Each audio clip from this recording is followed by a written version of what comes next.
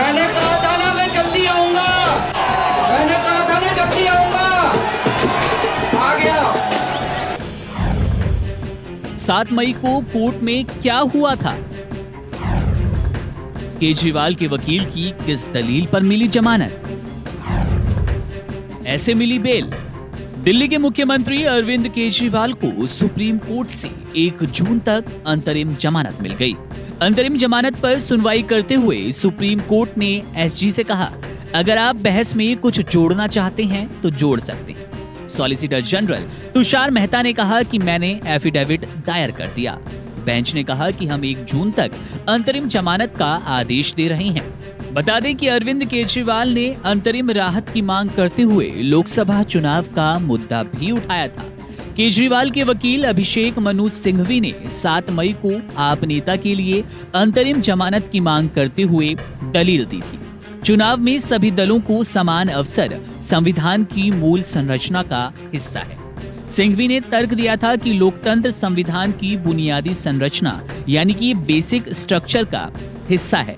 स्वतंत्र और निष्पक्ष चुनाव संविधान की बुनियादी संरचना की अहम कड़ी है और समान अवसर भी इसका हिस्सा है। सुप्रीम कोर्ट की बेंच ने कहा कि ये कहने में कोई हर्ज नहीं कि लोकसभा चुनाव इस साल की सबसे महत्वपूर्ण घटना है।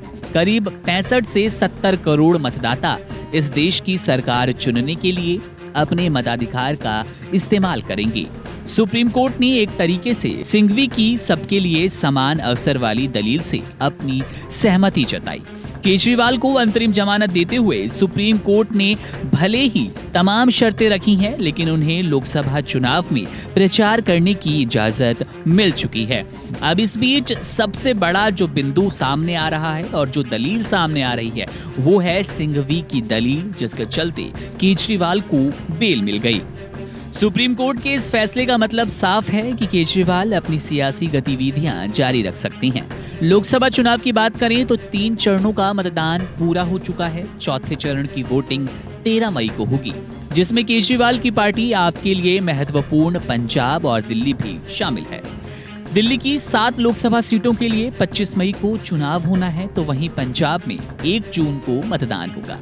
इन दोनों सूबों में आम आदमी पार्टी सत्ता में है।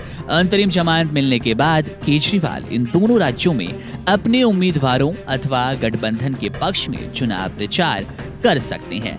आपको फिर बता दें कि सिंघवी की वो दलील जिसने यहाँ पर पूरा गेम पलट दिया वो यही थी कि देश में लोकतंत्र में संविधान की बुनियादी संरचना बेसिक स्ट्रक्चर का हिस्सा है कि चुनाव में सभी दलों को समान अवसर मिलना चाहिए।